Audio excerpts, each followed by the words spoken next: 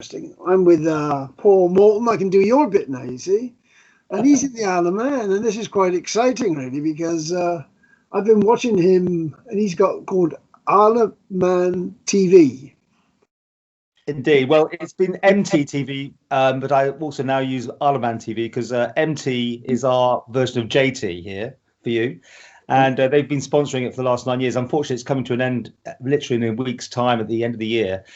So I've been using Isle of Man television, and we have got ideas to carry it on, but there may be a little gap between things. But yeah, I worked previously for ITV, Border and Granada, and also the BBC. So when I had the chance of doing something a bit more local, I took the opportunity because unlike you, we've got very little television for the island. You know, you've got obviously Channel, you've got the BBC opt-out in TV, and you've got BBC Jersey and Guernsey. We don't have anything here. We have Manx Radio, which is owned by the government and costs over £1 billion a year, taxpayers' money. I watched one of your interviews with the Manx guy. He seemed a little bit agitated about something. I couldn't quite make out what it was all about. There was obviously a local feud going on. Yeah, we had a fallout, I suppose, in the sense because they had the way forward, and I said they should probably go non-commercial and take the money from government, but they didn't like that idea. It's bit strange. Was government offering money? Were they offered? Do they want a station? Not me. It goes straight to Manx Radio, and I worked there as a T-boy from when I was 13 when I moved to the Isle of Man, and at 18 I got a full-time job. So I'm Manx Radio is in my DNA, but it was a very much a public service broadcaster. It seems to have changed ways. They're doing things differently now. We have a disagreement on that. I love doing public service broadcasting. I think that's really important, and as they get a lot of money for it, that's what they should really concentrate on, rather than playing. I mean, they used to have a program between 7:30 and 8:30 in the morning, a solid news hour. And I know, like, you know, maybe Jersey and Guernsey. It's impressive, but these discussions you have, round the table discussions, they had to do not as that fabulous service, but you've got different camera angles, so there's not just you pressing buttons, or is it? Have you got cameras? Yeah, that's me and my. I mean, once you go here, which is my spare room, which has got the TVs in it, and we have a green screen. Then I've got another room, which is my conservatory, and that has 4 cameras, and I key it as I sit there and I actually. That's what you do. I was trying to work it out. I thought, well, you can't have you have 5 different cameramen in this room. I've learned a long time ago. It's always best to do things yourself. It's the only way to get things done. You know, but it does add a challenge to everything to do it yourself. But I've always been a self-shooter and doing my own filming and editing, presenting. I mean, for 1 year we had on MTTV, we had my old friend who worked at Border TV. She was the presenter and I used to be the cameraman. And then she's sort of retired and she came and joined me. And I love having somebody else involved. It's nice because do you get a salary out of this? Do you get any wage out of it? I did from Manx Telecom. They paid me. So that's what kept it going for 9 years. But it was just a salary for me, really, and that's been it. Now I'm unemployed from the end of the year. But as I said, there's a few things that might be happening probably around March time. I've got a few irons in the fire. I want to keep this going. I've also kept every single thing I've. Will you keep this going under your own name? Will you keep it? Yeah, it'll be on Isle of Man television for now. But I've got servers upon servers everywhere in this whole house. I've recorded everything way back from my Border TV days. When I was at Border, we just put stuff in the post in an envelope, the videotape, and it'd be a day late on television. That's why you're so lucky. You don't realise how lucky you are when you have. I mean, I've been down to your place a few times and Channel TV and BBC Jersey. It's just such an awesome setup you got there. You don't realise how lucky you are to have so much media.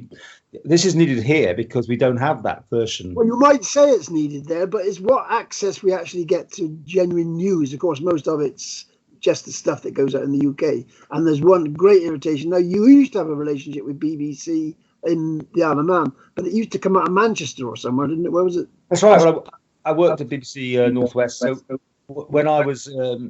I'd gone from Granada, I'd gone from Border, ITV Border, which was losing the Isle of Man, and then I took a 6-month contract at BBC while someone was on maternity leave, and it's just so interesting that, you know, compared with, I was doing more work, probably not more work, but I did quite a lot of work for BBC Channel Islands because we had a lot of stories in common. But to get stuff on BBC Northwest, you get 2 minutes if you're lucky, twice a week, sort of thing. So, you know, you have to compare that with your service, which I know you. This is one of my current investigations really, because years ago, BBC Two used to have a depot in Southwest, and they used to do excellent documentaries on Channel Islands. Now, for example, on a Sunday morning, there's a political program which follows Andrew Marr, and it's Politics Southwest. Never anything about the Channel Islands on there, and I feel really aggrieved about that. We get this ruddy railway which runs along and falls into the sea. That's on there every ruddy week in the winter, you know. Yeah, but the Channel Islands just you get tons more. I mean, seriously, you've got half an hour news on Channel a night, right? You've got 10-minute opt-out on BBC, which only started, 12 years ago. And the BBC here does absolutely nothing. I mean, I say nothing. We're just part of the Northwest United Kingdom, another country, and you get very little news. I mean, you get stuff about basking sharks and caves and what I call the twee stories. And I had to fight that all the time when I was working at these places, because the big stories weren't getting on. So it was actually when I was at Granada, I started putting it online, very early days really, on something called Manx View, YouTube, Manx Tube. It's called Manx Tube, and also putting it on YouTube. And we got tons of hits, and that's how this all started, because there's a thirst for news out here, but we weren't getting it on the TV. And as I said, the radio, you've got BBC Guernsey and BBC Jersey. We don't have anything like that here. Well, it's more or less becoming one. They're merging them. They're obviously short of cash. Short of cash. But it's still pretty good. BBC presence in the Isle of Man. There isn't anybody there who says they haven't got a link or anything. How do they get the news, what they do, whatever they do, to BBC Manchester, wherever it goes, to be again? So when I was saying, when I was back at Border all those years ago, we broke the system up until putting it in the post. The internet was in its early days, and we fought their engineers a long time before we actually got stuff from the Isle of Man to Carlisle down the line. So maybe 30 seconds might take 3 hours to get down the line, but we broke the thing and we got news on the same day, which upped the news count on Border. We were like 19 or 20% of the viewership. So we were quite important to Border TV. So we had a whale of a time for it. And then Border TV was coming to the end under the rejig, and we moved to Granada. And of course, when we moved to Granada, we went down to 1% of the audience. Same with BBC Northwest, we're 1% of their audience share. Whereas, you think about ITV Channel, it's 100%, well, 50%, if you're being fair, I suppose, 50% between the islands, isn't it? And Jersey gets a better deal than Guernsey, according to everyone I talk to. Well, people I say, it's Guernsey again. I like to know. I want to know what goes on in the southwest of England. I want to know. I want more exchange of information, and I want less. I mean, I'm a political person. I want political stuff. Yeah. I don't want to see everything's wonderful type productions, and of course a lot of that is because they want to attract tourists. When there is a tourism industry, they want to attract tourists and present that good image. They don't want to do the investigative stuff, which I notice you do a lot of on your. I do, and it's got me into hot water a bit of times, because I mean we don't. The whole way I do it, I film something, an interview normally, and the whole interview goes out. So it's 10 minutes long or 20 minutes long. It all goes out. If people want to watch it, that's their choice, because they click onto it, they click off it. But we have a weekly conference with the government still, over the COVID, like you're having down there, and we have it once a week now. And the chief minister who runs it, and I've said this on my chat show, it's more presidential in feel. I'm not sure if yours is like that, but Guernsey, they put their medics up. Whereas in the Isle of Man, we get politicians. And I know, Jersey, you're having a hard time with your... Well, they've made the wrong decisions, unfortunately, on that one. They've called it wrong. You called it right. Guernsey called it right, but we called it... Yeah, but no one knew. I mean, we all looked to you going... We were moaning as journalists going, look at Jersey, it's opened up. Isn't this the way to be going? And, who knew? But I'm a blogger, and how did you? Obviously, you've always been a journalist, so you're accepted. I was a DJ. I was a milk boy. I was a tea boy. I have no qualifications or background in journalism at all. Everything's been very bizarre in my life. How it's all happened, basically. If there is such a thing as a press conference, do you get invited in the other? I do. We don't here. This is one of our bugs as bloggers. That's what I don't mind being called a blogger. I don't particularly like the word, but I don't mind. I'm not a journalist. I like you. I'm a naive. Yeah. I'm Joe Blogs. If you're Joe Blogs, you shouldn't go to the press conference. But if you're saying you're important and you represent some media, and these days new media is social media, anything, then you should ask, because if you don't ask, you don't get. Yeah, we try, but they don't want to know. They want it. The click. They want the little established. They call them the accredited media, and they want.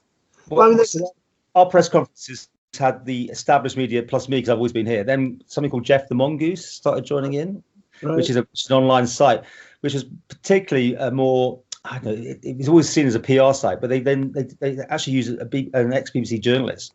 But there was a lot of kickback that why was the Isle of Man government allowing Jeff the Mongoose to go to this thing? And then Business 365 magazine, they started going because they were going, and then the list got too long, so they divided us into two sections of 4s.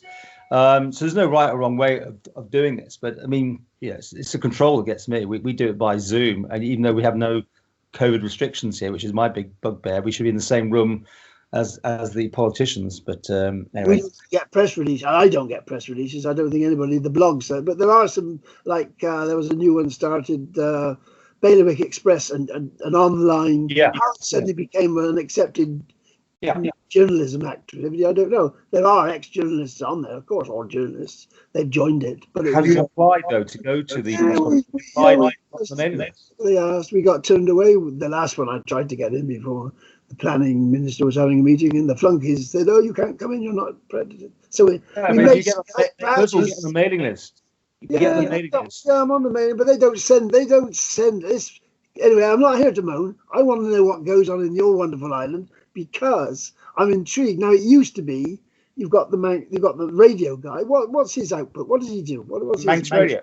Yeah, what's his purpose? Okay, so Manx radio is owned by the government. It's literally it costs about £1 million a year to run in subsidies from the Isle of Man government. It's called a subvention, and then it also takes advertising.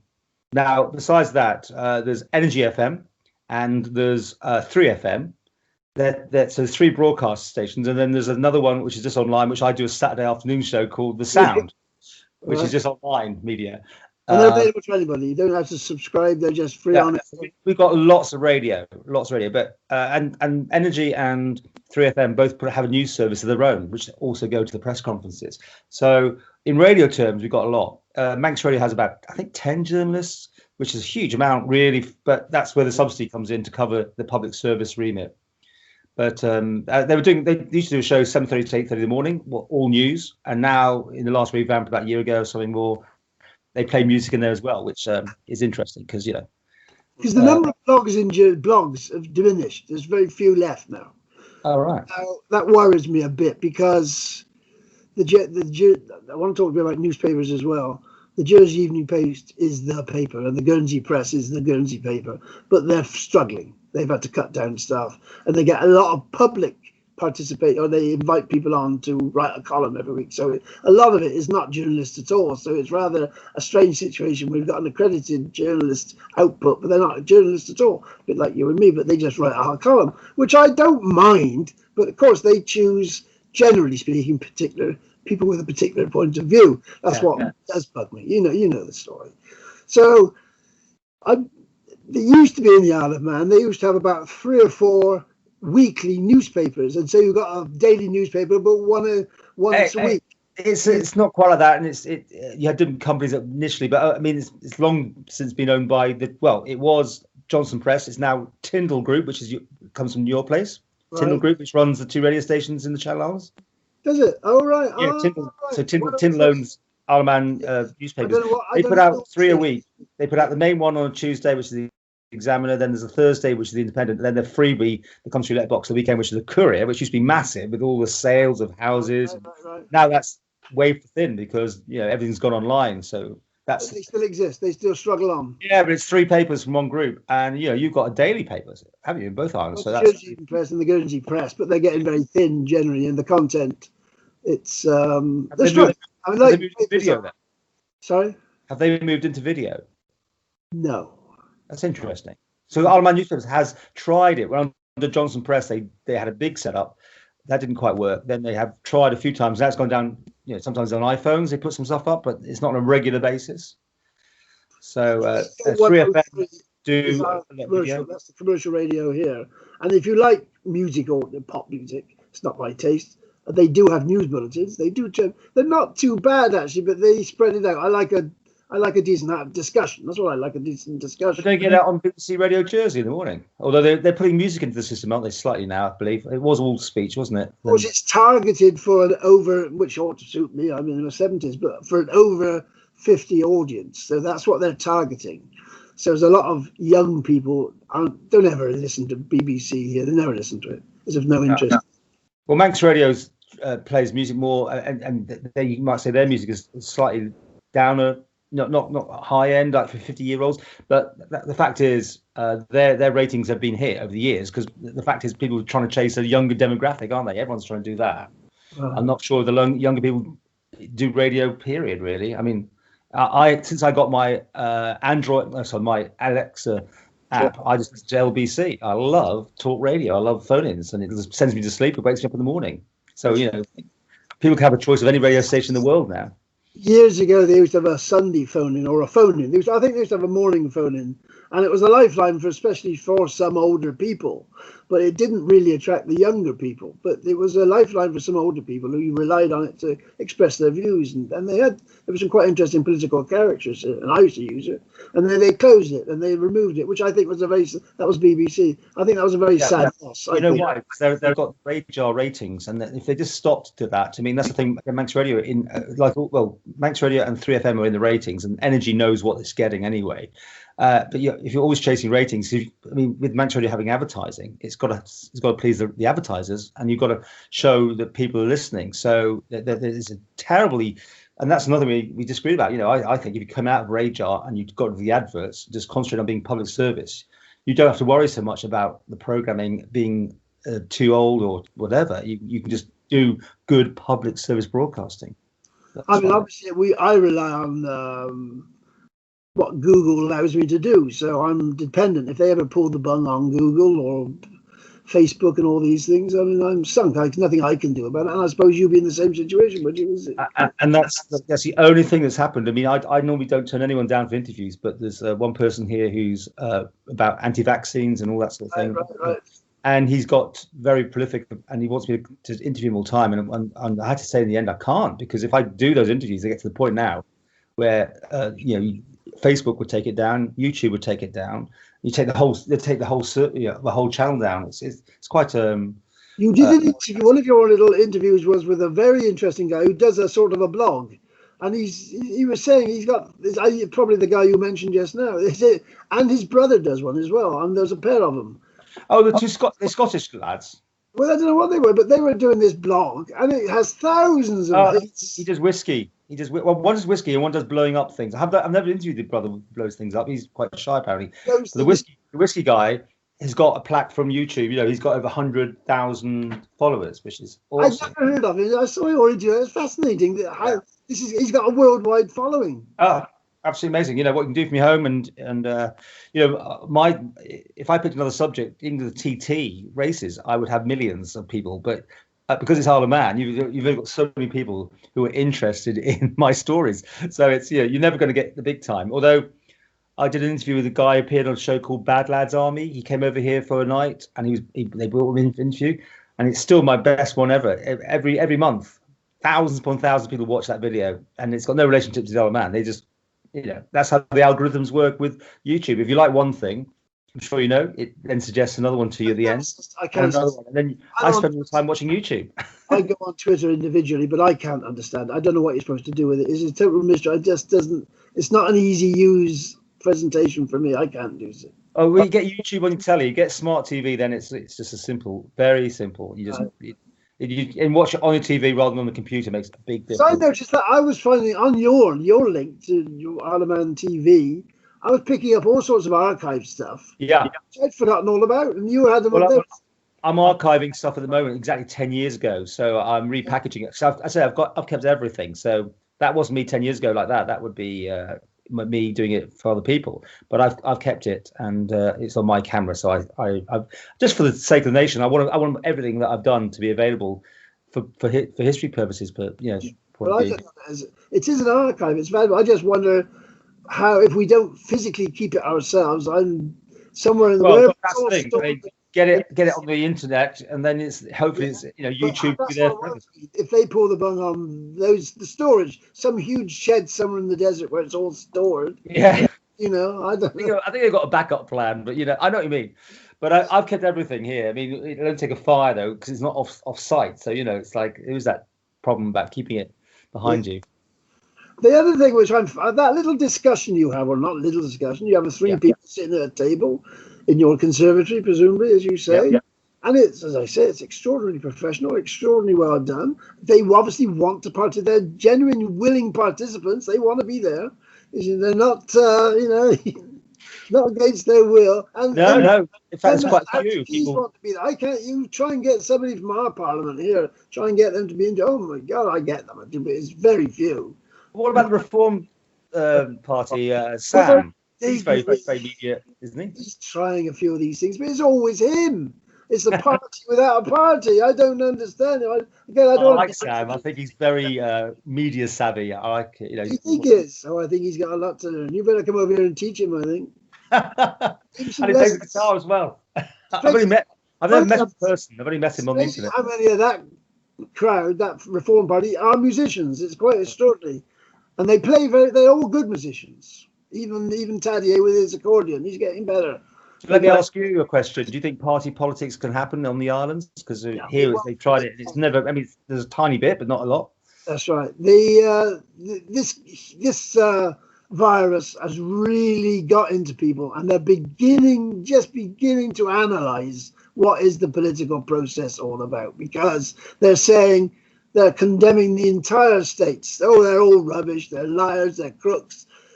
Okay, so the challenge is, who would you put in their place? And this is the ultimate problem, isn't it? What do you replace them with? Everybody's very annoyed, very thoroughly disenchanted with the whole thing because they can't go in, all the COVID. But it was falling apart anyway for other reasons. They've never, I stood as a candidate on a Brexit ticket years ago, and my plan was to go 2 years, going Jersey, to come and see you, to get people to discuss what you actually want. It's still unresolved. We haven't got a clue. We still don't know. We're still waiting for Westminster to tell us what we're going to get.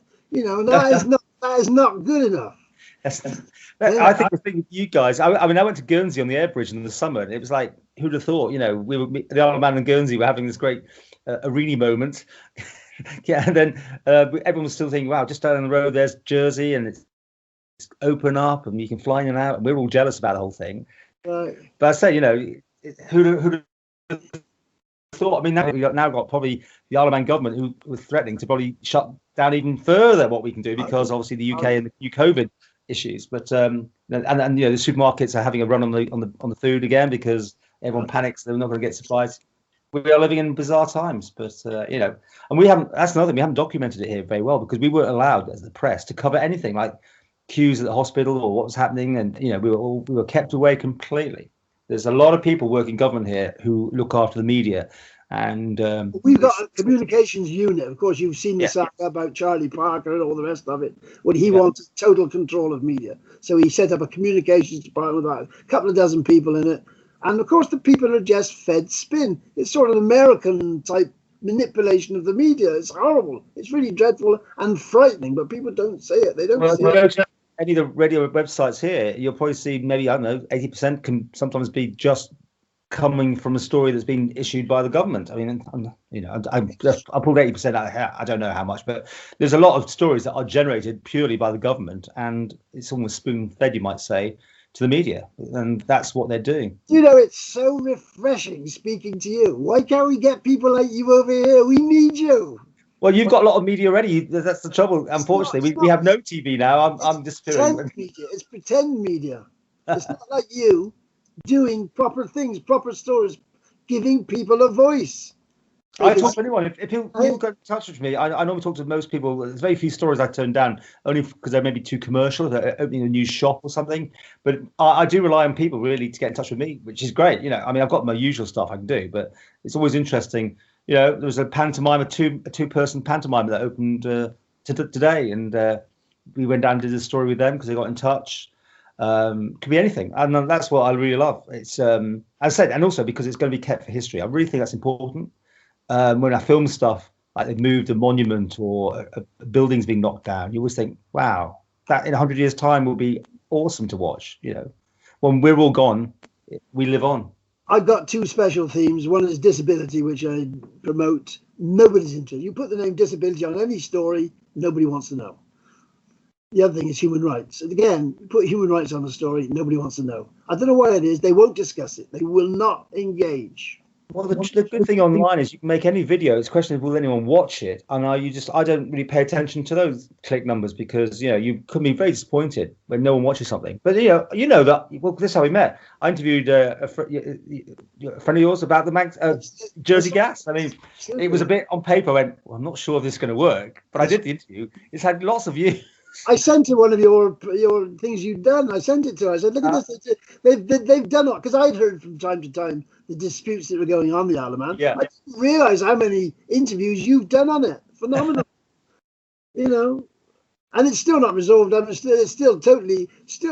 I don't think she's had a States member here contact. Oh, it's a shame. I was hoping someone might pick up on it. That's right. I mean, this is how it is. For some reason, it's such a snob thing about blogs. Anything that goes on social, they use social media when it suits them. Of course, the States members, the officials, they use it to their own advantage. But if they get somebody puts a question on, I don't understand. I've had this dispute with Social Security, whatever it is, they don't respond, which they ought to do. Even if they say, "Look, I'll message you privately," they don't do it. And I think it's something weird. This is why I say, the political system, it's collapsed really. It's in a state of, they've appointed so many departments. They've hived off housing, Andium, all these private bodies, commissions. There's virtually nothing for a politician to do, really. So they do nothing. That's what they do. As far as engaging with the public, they've had a 3-day discussion this week sitting in the States, loving it, or talking amongst themselves. They love it. But what does it do? Nothing. This is the problem, isn't it? Are you going to stand? Sorry? Are you going to stand again? No, that's me finished. I've stood a few times. I'm always ridiculed. I'm always, laughed, and I get no votes. No votes at all. It's really, I don't know. I am disappointed, but thank God I didn't get elected, because I would have just not been able to keep quiet when you have to keep quiet. And you can't, can you? You can't. If you feel passionate about something, passionately, you've got to speak it. You can't keep quiet about it. Yeah. Well, obviously, I have to keep balance. I mean, except for those chat shows now, that's when I actually feel I can actually contribute a point of view. But overall, it's very tricky when you interview someone, because I'll interview lots of people I don't like on all sorts of subjects, and you just got to try and balance the interview up. So whatever they think, I've got to try and challenge them with that. Not always successfully, but that's the general fairness of an interview. But apart from the Scottish guys who were so successful with their particular type of blog, what's happened to blogs as such in the Isle of Man? Were there? Because I had never find them. I used to go on there looking. Well, Max, about the Isle of Man, because even the person you talk about, he does whiskey. I know someone who does a lot of gardening, and she's got 100,000 followers. There's a drone man or two. I think lots of pictures of drones goes up. I think everyone's a bit of a vlogger these days. It's just called Facebook. That's all. People just put up a video. I mean, we have a big tractor thing at Christmas that goes along with all the fairy lights. I didn't cover it. I couldn't get there anyway, but I knew that it would be covered extensively on social media. And sure enough, there's lots of videos of these tractors whizzing by, all looking beautiful. And I think that's what's changed in 9 years when I first started. It would be me getting, or before that, I'd be getting it for either BBC or ITV News, because that would be the twee item for the weekend. We'd always get weekend stuff, because that's when they've got nobody covering any news. But that's a story that would make the news. It's called Drop the Dead Donkey. Remember that TV show? Not in my world of political activism. They're not trying to promote blogs on very strong. There's a bit of an environmental, there's more than a bit of there's quite a strong environmental pro-cycling lobby here, but they're very disorganized. So I'm puzzled why. I mean, those are the sort of things people can quite happily, and somebody who works in finance is quite happy to go along with cycling. That's quite on the agenda for them, so they don't have to be seen as too radical, do they, to promote cycles? But they can't seem to get it together, I don't think. No? Who knows? I mean, and the way we're moving, the world is going to be, everyone's going to be vlogging everything. So, that's the way of the future. I mean, I hated it first when it first came out. That very potential, you could take cameras everywhere, and it was intrusive. I thought intrusive, but now it's just norm, isn't it? It's strange how one's views, one's perceptions And you can run a TV station from the spare room like I'm doing, basically. I've just been reading 1727. Mr. Dobray from Guernsey, he was financing a newspaper in London, and they were critical of the London government. 1727. And he did negotiations with the, or 1722. He was negotiating with the British government. They'd pay him not to publish critical things about, it was the South Sea bubble and all that. Now, that was a Guernseyman then having influence. People don't realise the influence that there is in these islands. Same with the Isle of Man. Yeah. But in those days, you had to register the newspaper with the post office, and that law still existed until, I don't know if it's still here now, but no one could technically start a newspaper in the days when newspapers were newspapers without getting permission from the government to get a license. So, things are quite controlling, and you know how on TV you can't have a news channel in the United Kingdom that looks and smells a bit like Fox News, because that's now deemed, you're not allowed to put one side too heavily, although LBC radio pushes it right to the limit on having presenters who are opinionated, which is very new.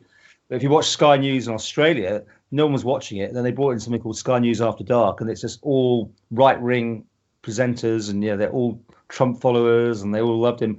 And suddenly they found an audience. They found an audience that wasn't there, but who wanted to do that. And Fox News in America is a good example. If you're opinionated, you will find a following. If you're pretty neutral, it's harder, because I'm fascinated that you think things are good here and I think things are good there.